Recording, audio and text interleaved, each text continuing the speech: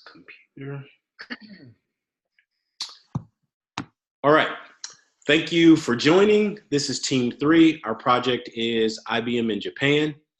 So the members of Team 3 are Jonathan Overstreet, Elisa Noriega, and Steve Rutherford. So what we're going to do, I'm just going to give you a brief summary of our presentation. We're going to start off with a very brief SWOT analysis. So we'll talk about the strengths of IBM in Japan.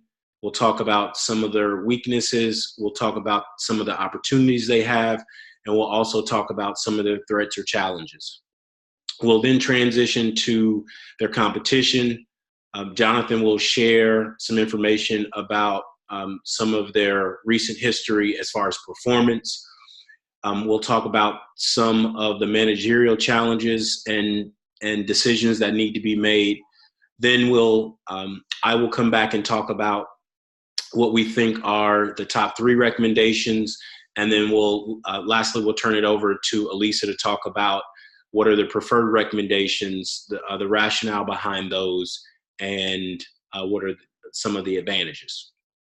And then we'll wrap up. And at the end of our presentation, we will have the references that we cited. So this, again, when you talk about a SWOT analysis, there are several bullet points here. I won't talk to all of them. I would like to make mention of at least one of them in each category. So when we talk about strengths, one of the things that IBM has something to look forward to is the strong revenue that they had with artificial intelligence. So that's a tremendous strength for IBM in the country. One of their weaknesses is, even though IBM is considered one of the foremost technology companies in the world, their ability to put out technology to address not only demand but competition can be a weakness. As far as their opportunities, we'll talk about what some of those challenges and opportunities are, but one I'd like to point out is Watson Consulting Services. So as companies move from hosting their technology on premises to moving to the cloud, we think that's a huge opportunity for IBM, particularly with Watson Consulting Services.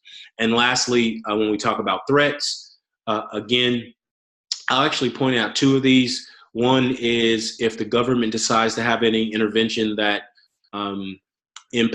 negatively impacts foreign investment, that could be a big threat, and then competition. I'll turn it over to Jonathan. All right, thank you, Stephen. So this slide is just about the challenges and opportunities for IBM. First thing first is about the pricing power. That's just a demand of what the services that IBM is providing. That is a challenge for them. Competitive pricing and add-on services. What the competitors are doing, they're creating a value proposition for their product, and IBM hasn't done as well of a job as they would like to in that realm. Multi-cloud technology. Surveys are now out stating and highlighting that more and more customers are using more than one particular brand when it comes to a cloud service technology, meaning they're using a blend, meaning they could be using Amazon Web Services along with a Google Cloud platform, giving them the advantage of seeing both sides of the spectrum. And then artificial intelligence.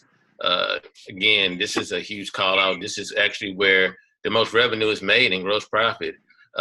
As we all know, Microsoft has Cortana, Google has Alexa, Google has Bixby, Amazon Web Services have Alexa. IBM is generating Watson. Again, a little bit behind the trends that way, but definitely that is an opportunity for them to get better. Next slide.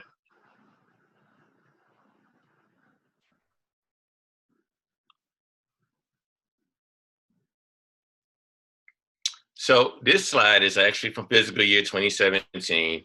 It's the additional revenue and backlogging information. If you take your eyes to the center of the screen, you'll see a title, Segment Revenue and Gross Profit for FY 2017. Below that, you're going to see some bold highlighted items. I'm going to call out just, those just to kind of get the the view across. So the first one is the cognitive solutions. Just the revenue piece itself coming in at 18.5 million, and year over year they're actually up 1%. Global business services, again, that's at 16.3 million, but that's actually negative 2% year over year. And then the technology services and cloud platforms.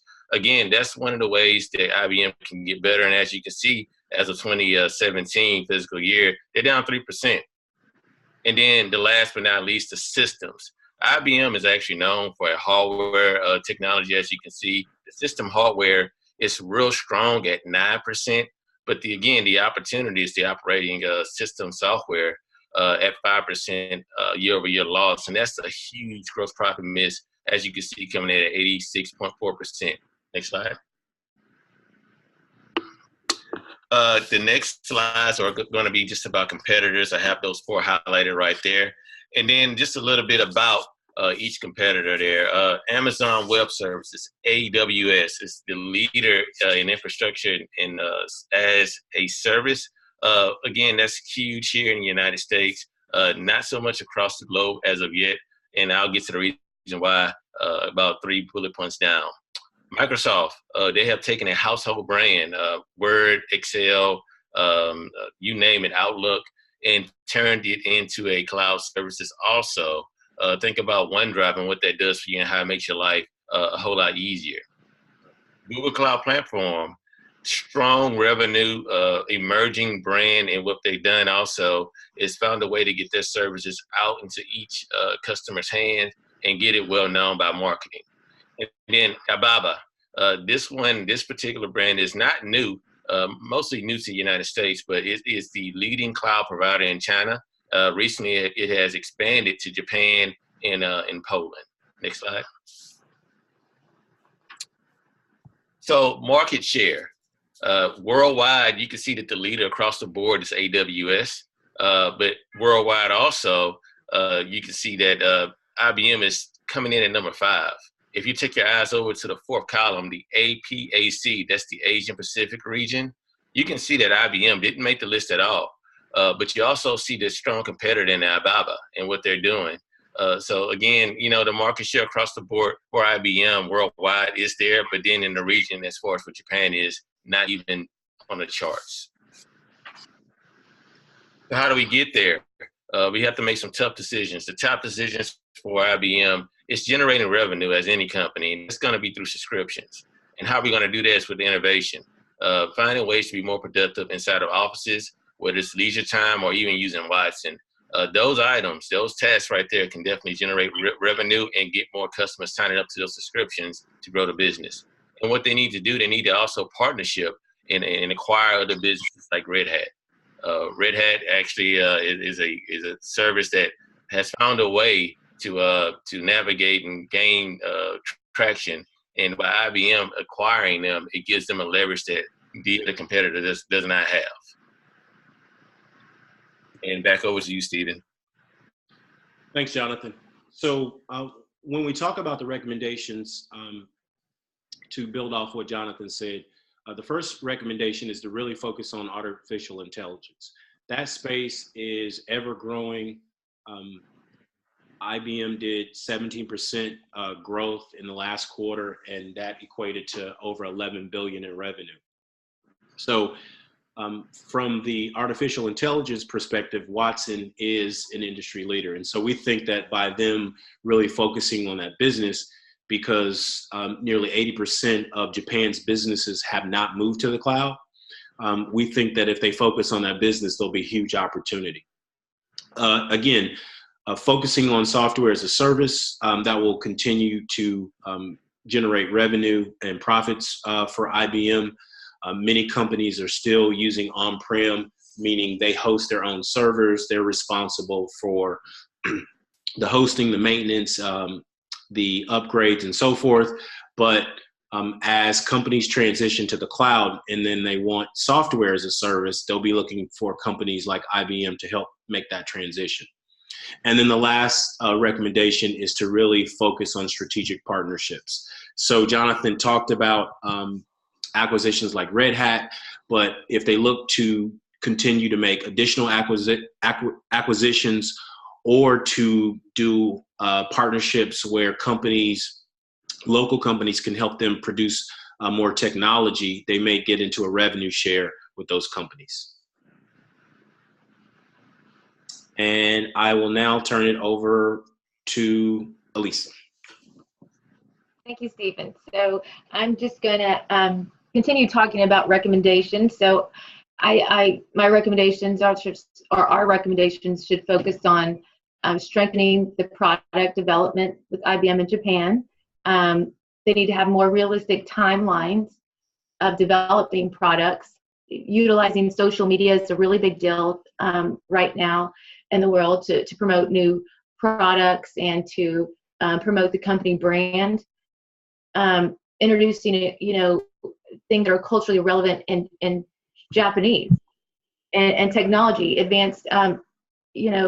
IBM should also cater for the fast-paced world of technology, where in this new generation, we're expecting new products almost every month. And so another recommendation is to introduce a 6-month budget cycle, meaning so instead of 12 months that we're used to, do 6 months, and combine that with continuous improvement and prepare a 6-month budget with normal operational P&L.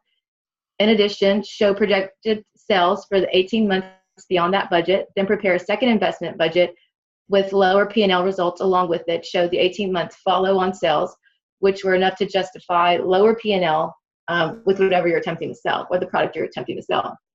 So I think a quarter would be too short a time. So it's too short of a time to turn the ship, and you'd spend most of your time consuming, creating the plan, getting it approved, communicating it with everybody, and start performing every 3 months. That would just be too much. So I think 6 months is an even compromise. It's a good, realistic time to part A, set your goals, and then 6 months later come in and see how close you are to those goals, and rearrange things to make it easier to reach those goals. And we talked about social media being a really big deal these days to connect IBM could connect with different social media consumers and communities and create commerce programs.